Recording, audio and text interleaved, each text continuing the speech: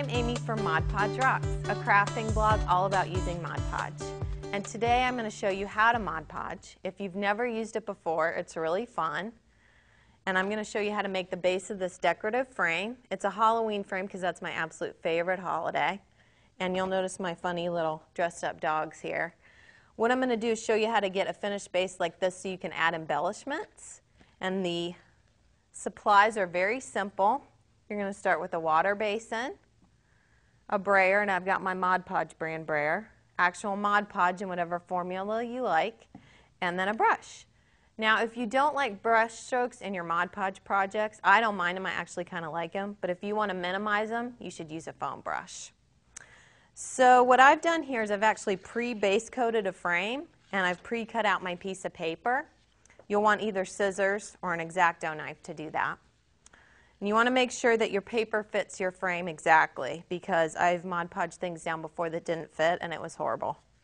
So separate your frame from your paper, turn your paper over to the back side, take your brush, dip it in water, get it a little wet, and then blot it off. Dip your brush in your Mod Podge, and I'm going kind of crazy. I'm not even pouring my Mod Podge in something else. But spread your Mod Podge in a medium layer over the back of the paper.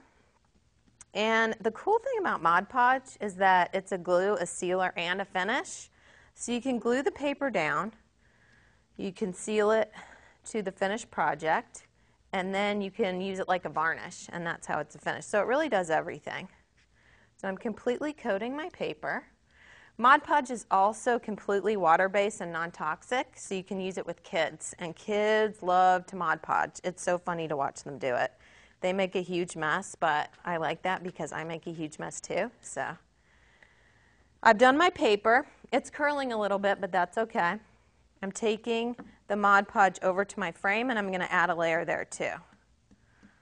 Now my paper doesn't quite go to the edge of my frame. That's okay. I'm just going to Mod Podge the whole thing anyway. I can wipe away the extra. Got to completely coat it here. Now my first Mod Podge project was wrinkled and horrible, and I wanted to throw it in the garbage and never Mod Podge again. But I promise you that if you practice, and a frame is a great way to do that, you will love Mod Podge, and you will be like me, Mod Podging every day. So get your frame good and covered. And it looks crazy and gluey, but it dries clear. You know, it dries quickly actually, so you want to kind of work quickly, but I'm trying to show you all the steps here. Put your brush aside. Put your paper down, center it. If you have to, you can peel it up a little bit again. Just be careful. And then smooth it down with your hands. See how it smooths so nicely to the surface? Then grab your brayer. And I'm telling you, a brayer is essential for Mod Podging. I could not Mod Podge without one. So run it over the paper, and you might see some Mod Podge squish out the sides. It's okay. You actually want to make sure that you have too much Mod Podge versus not enough. So see, I'm running it over and over, and I see a little corner coming up here. It's okay. Dip it in the Mod Podge, get your corner, smooth it down again. Mod Podge is very forgiving, which is good. So keep rolling, rolling, rolling, and then wipe away the extra, like I said. Now you're going to let this dry for 15 to 20 minutes. This is a secret. You don't want to start Mod Podging over the top yet. You'll ruin your project. So wait the 15 to 20 minutes. Let's pretend we did, okay? Put more Mod Podge on your brush and go over the top of the paper. But like I said, 15 to 20 minutes and not a minute before.